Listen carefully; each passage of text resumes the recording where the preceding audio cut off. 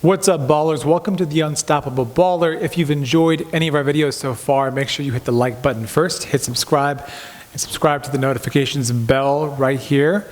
And once you do so, you'll never miss a video from us in the future. Now, let's get into the video. Today we talk about how to change direction, one of the most crucial and pivotal parts of athletics. So to understand that, we first want to describe what we see a lot of athletes do incorrectly.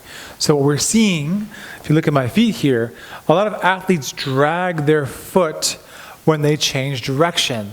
And so there's a notion of passive structures in your body and active structures. Your passive structures are your bones. So if you look at Terrence real quick little pan, these bones are passive. Okay, what acts upon them are your muscles, your tendons, other tissues, fascia, okay? So we want to maximize how much force is dispersed through your active structures, your muscles and your tissues, and take load off your passive structures. You don't want to be wearing out your cartilage and your bones. But what we see over and over, even the top players in the game, in basketball, soccer, whatever sport you play, they are doing this. There's no involvement of all of the toes or the foot. It's just a drag of the bone collapsing down inward towards the ground. Look at my knee. My knee is now shearing this way, okay? This means that there's grinding, and my hip is grinding up in the hip socket. And then, of course, my spine is not in the right position. This is what's happening to a lot of athletes when they change direction. Now, as such, if they can't push through their foot properly, the opposite leg can't drive up very high. So they have this thing going on where they like drag themselves to change direction versus, boom, I'm already there, okay? So the difference between drag and push, the push gets me further faster without hurting myself. The drag gets me nowhere, not very fast, and does more damage on my body. So there's one thing that can get you best of both worlds, which is learning how to use your foot appropriately. So with that being said, now we're going to show you the movement. All right, ballers, so now you just need to find a wall first. Find a weight or counterweight that will prevent you from sliding around. We recommend a sandbag is most useful here. Something that can give you some good grip and push that you can push into. So when you set this up, we're going to first start off with our big toe doing most of the work. So when I'm setting up my sandbag even, I want to make sure the sand is properly placed so I have something to push into. If there's not enough sand distribution, it's all empty space, you're going to slip around. So make sure there's enough sand where I can push into. So I'm positioning myself this way where my big toe gets most of the push into the sandbag and the rest of my toes are more or less hanging off. Now from here, to even begin with, you have to understand the idea. Okay, the idea is that if you're changing direction, you need to push off to move your whole body towards the opposite way. So you have to learn how to load and change direction, right? More or less. So to do so, get this big toe on there, get your shoulder up against the wall. Okay, and once you get in position, the first thing to do is understand where to put your legs. So big toe here, opposite knee goes up against the wall, like this.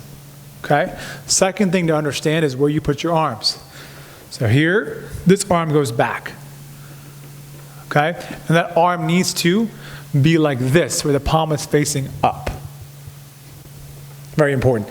If this is too far for you, which is a little bit far for me, I'm slipping, I'm going to bring it a little bit closer. Simple. Okay, so now this is perfect for me. Here, here, here. Second thing, this elbow goes in and the forearm rotates out. I recommend palm up positioning versus here. So here, here, okay?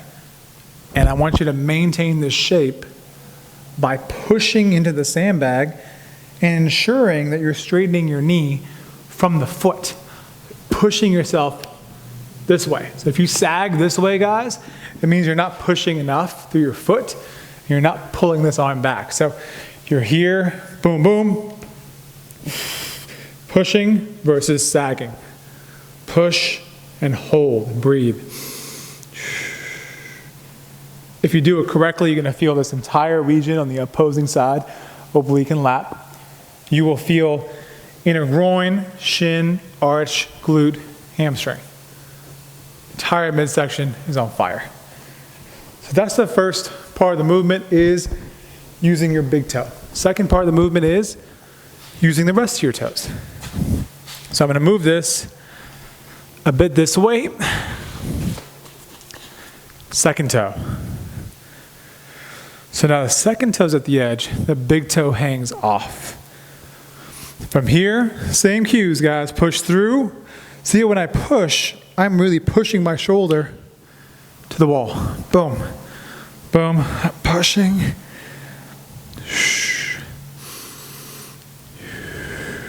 I'm trying to rotate this forearm too, guys. I don't want it up here. I want it into my ribs. Head is looking ahead. And push yourself into the wall. Third toe, same thing, okay? Here, I'm already cramping here, guys. Shin, glute, groin, hamstring, opposing glute. Then the fourth toe. This gets harder, so if you need to move it closer, you should do so. Since I know preemptively it's going to be a bit difficult for me, I'm going to move it a bit closer. Fourth toe.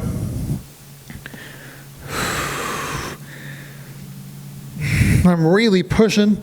My glute will automatically tuck. Like, it just does it. But to reinforce it, tuck your pelvis. Fifth toe. This will make you sweat fast. Fifth toe right here. Okay, this one's the hardest one. So I'm really trying to wedge my fifth toe on. Pinky. Already cramping up my shin. Pushing. Driving myself up against the wall. It will start to slip like this, so you gotta push. There you have it, guys. Kill me, man. All right, ballers, so time commitment on those toe exercises. Your ultimate goal is 5 minutes per toe. That's the ultimate goal. Now, depending on what coach programs for you, follow that along. But we recommend outside of your training session or between sets, you're always trying to build your time or build or add in more time throughout the entire day. So if you need to get 30 seconds, 40 seconds, whenever you can, do so. How much can you improve your form? That's the most important part of this. So again, we tell this to our athletes all the time. Look, you can be somewhat bulletproof and resilient in your sport, or you can be unstoppable. You got a choice. So you got to ask yourself, do you want to be unstoppable?